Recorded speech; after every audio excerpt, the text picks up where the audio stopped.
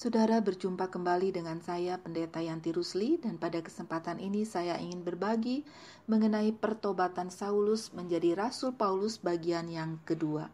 Saudara, apa yang terjadi dan dilakukan oleh Saulus ketika ia bertobat? Apakah ada tantangan dan bahaya yang mengancamnya ketika ia bertobat?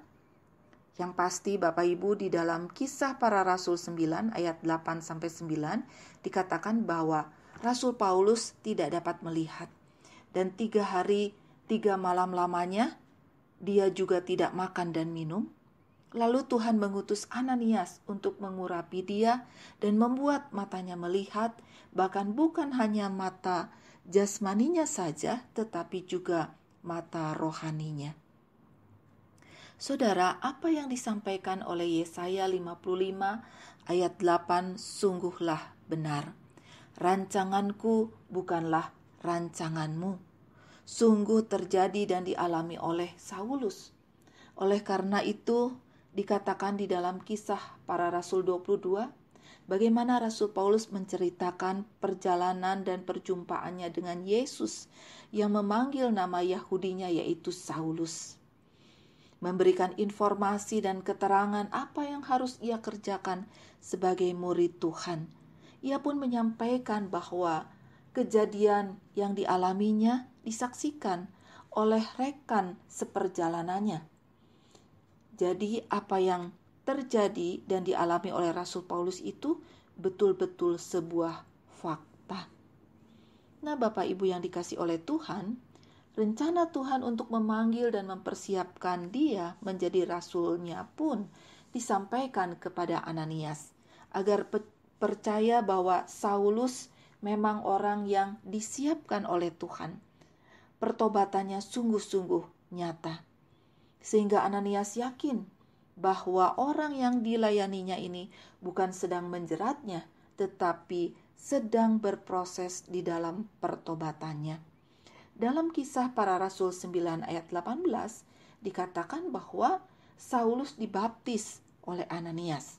Dan di dalam ayat 22 dikatakan pengaruh Saulus itu makin besar, dan ia bisa membuktikan bahwa Yesus itu adalah Mesias yang mereka nantikan. Mendengar dan melihat pengaruh yang semakin besar, maka dikatakan di dalam ayat 23-25, orang Yahudi kemudian merundingkan dan berencana untuk membunuh Saulus, sehingga siang dan malam tempat-tempat itu dijaga begitu luar biasa. Orang Yahudi mengawal semua pintu gerbang kota supaya dapat membunuh Saulus.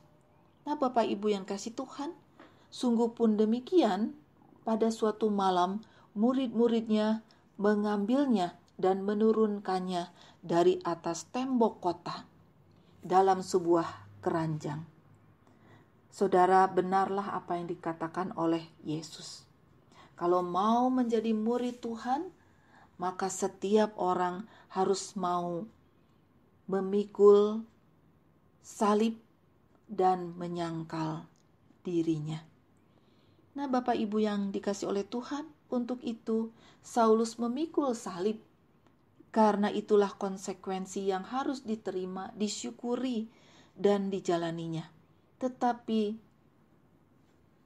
tidak henti-hentinya Tuhan memberi energi, kekuatan, dan kemampuan, serta meluputkan dari jerat maut.